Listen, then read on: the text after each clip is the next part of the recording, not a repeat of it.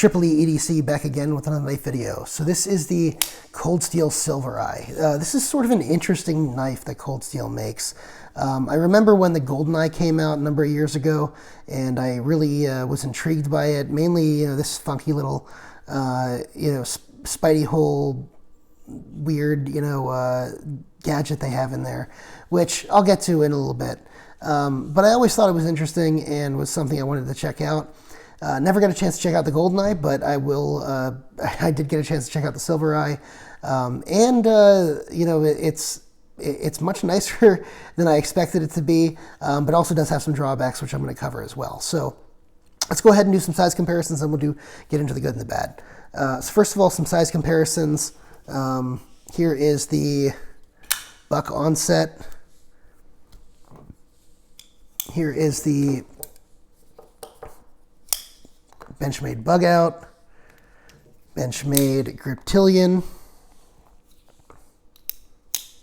Mini Griptilian. Here is the Spyderco Shaman. You can see the blade is a similar length.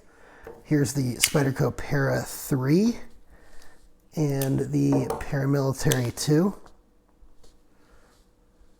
Again, similar length blade. And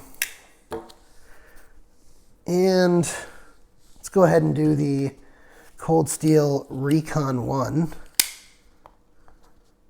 which you can see is a much bigger knife, and the Cold Steel SR1 Air Light. Okay, and the Air Light, by the way, is an interesting comparison here. We'll get back to that one later. And we may get back to the Recon one as well. So let me go ahead and talk about the good and the bad on this. So the good right off the bat on this is the blade. The blade on this is awesome. Cold Steel does a really good job, and they've always done a really good job on their edges. Their edges always come from the factory great. The blade shapes are usually pretty good, so the blade shape on this is excellent. It really does every job you need it to do very well. It's a classic drop point blade style, so very happy about that. Also has the Triad Lock, which you can't complain about. It's got really nice lockup, with that Triad Lock, and it's really, when it locks up, you really know that it's locked up and it's not going anywhere with that Triad Lock. You can do one hand on here, even though it has the back lock. In order to do the one hand, you really just have to put your finger up here near the blade to act as the stop, but you're really stopping it on here, on that part, not on the edge. Don't stop it on the edge part. See how my finger stops it on that part once I lift that up. So then you just go ahead and turn it around and close it. So if you're closing with one hand, anytime you're closing a back lock with one hand, you want to make sure you're not closing the edge on it. So just be aware of that. Some things I like about this knife, right off the bat, like I said, the blade is excellent. The opening mechanism. So the opening mechanism, Spyderco, as you guys may or may not know, has a trademark on their round hole. And their round hole, because it's trademarked, that's why you see it on fixed blades, by the way. In case you're ever wondering why you see a hole on a fixed blade in Spyderco, it's because the hole is technically a trademark, and it's how the Spyderco stops it from being copied. Benchmade had the axis lock copied after the patent expired. Well, there's no patent on this. It's a quirk of the law that they got a trademark on it, and so other people can't use it. So I'm assuming Lynn didn't like that, and Lynn, the owner of the former owner of Cold Steel, they've sold to GSM, didn't like that, and designed this. And so you can see there's a hole in there. I believe I can't see in there, but I'm assuming that's a screw or some sort of inset that allows them to, I'm assuming these are press fit in and then sort of screwed in at the end. I don't know for sure, but I think that's what goes on. But you can see they're little ridges, so they're sort of stepped up. I think, one of the things that I never understood was how exactly it worked, because you didn't see any good close-ups. Let me see if I can show, good close-up. You can see it's almost like stairs, like in a castle, right? But it goes up on both sides. And it looks like it would be uncomfortable because it's like stepped, but it actually feels really good all the way through. It doesn't cause any problems. So that was a pleasant surprise. Now I have calluses on my thumbs, so I'm sure somebody who doesn't necessarily have calluses on their thumbs might feel that a little bit more. But for me, it does not. It doesn't even register as as anything that's rubbing against my thumb or anything like that. So definitely a pleasant surprise. Something I wasn't expecting. Excuse me. The handles are carbon fiber, which is a step up for cold steel. You don't usually see that in a lot of cold steel knives. They do a lot of G10, and these are S35 VN in the blade. S35 VN is one of the best steels on the market for good balance of characteristics. It's been on CRK knives for years, although a lot of things are moving to S45 VN now. But S35 VN is still one of the industry standards for a good super steel. So that is really nice to have on that. Next up, I'm going to get into some of the, I'll get into the last bit of the good. The last bit of the good is the handle ergonomics are really good. Now, usually when you see defined spaces for each of your fingers, it sucks. But I will say this, and I have size large gloved hands, fits me perfectly, like absolutely perfectly. Now, if you have double XL hands, I don't think this will fit you nearly as perfectly. But if you have, XL or medium hands, I'm sure this would work. If you have large hands, it definitely is going to work. It feels really, really nice. But let's go ahead and get into the bad. So some bad. One is the bottom edges of this, kind of like a lot of the Spydercos with the plastics and stuff, are a little bit sharp. That could have been knocked down a little bit. Don't love that. This is really thin as a result. The ergonomics are good, but not great. Like I said, the ergonomics of this dimension and this dimension are great, but it's so thin that it doesn't feel great actually in the hand. I would say the ergonomics are about a 7 as a result, 7 out of 10. So, which is not great for something that is this tall, right? Usually I'm on a slimmer knife, I'm going to, I would say that like a 7 or a 7.5 is a good score. But on something this tall, I would, it's got to be a little bit fuller in hand. Otherwise, it doesn't pay to be this tall. And so a 7 in this regard is not the best. Next, the back lock here. So for the Triad Lock is not in the best place. You have to walk your hand back to like way back here. Excuse me. I don't like that because, well, let's go ahead and bring these these boys back.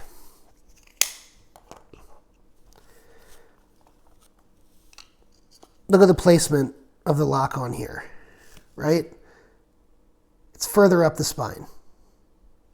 Look at the placement of the lock on here. Much further up the spine.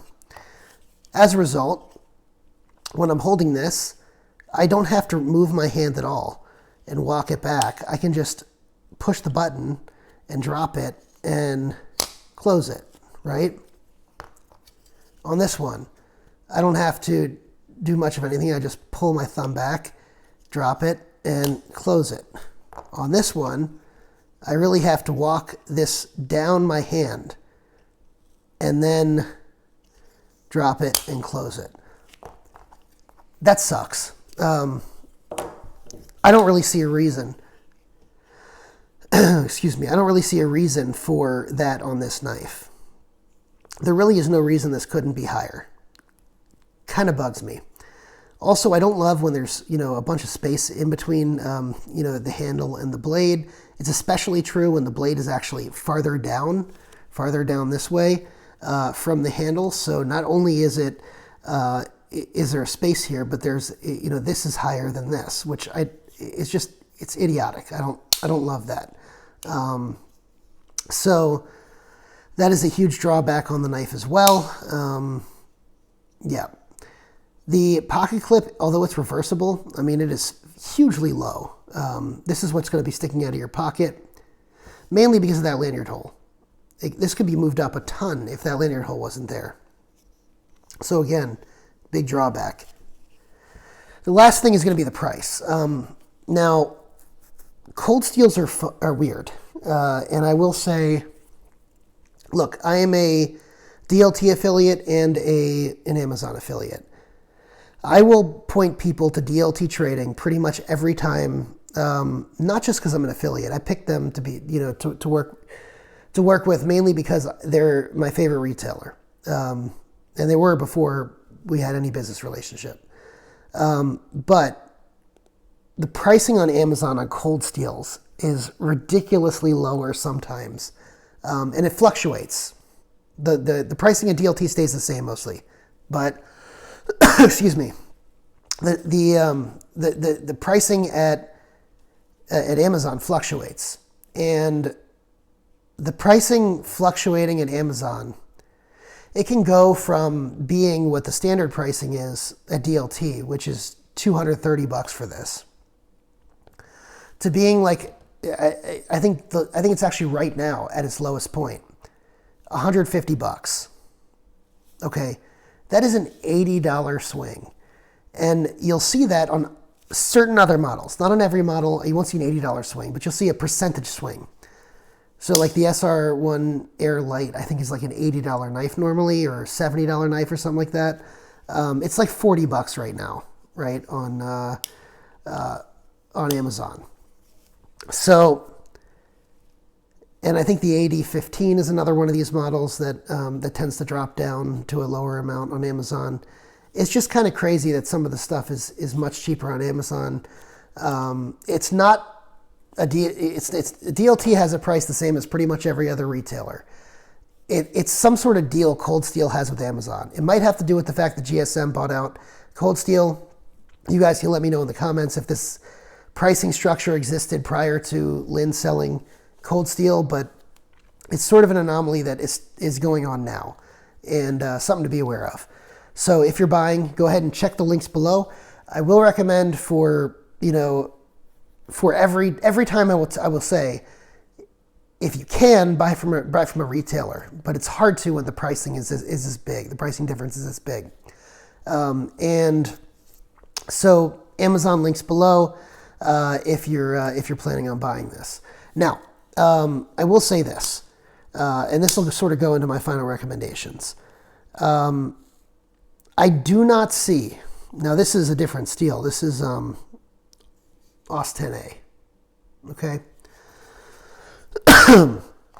And I understand this is S35VN. I'll also say one other thing that I forgot to mention. I don't like this carbon fiber on this. It's very smooth, almost like slippery smooth. And it is, it's sort of that shiny carbon fiber. It looks cheap. Just to give you a point of comparison, here's Benchmade's carbon fiber, and see that matte finish on it? It just gives it a whole different look. It's not slippery, you know, compared to this. This feels a little cheap. It looks a little cheap. This looks a little bit more refined and feels much, much nicer. Also, this really could use some texturing. But this has texturing. It has G10. You can see the texturing right there. OS 10A, S35VN. Even at the bargain basement prices on Amazon, that's $150. This is $40. So look at the edges.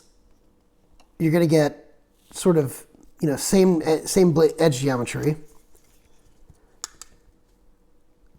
similar blade stocks, same blade stock actually, I think. You'll have a little bit of a swedge here, but that doesn't really make much difference other than weight savings.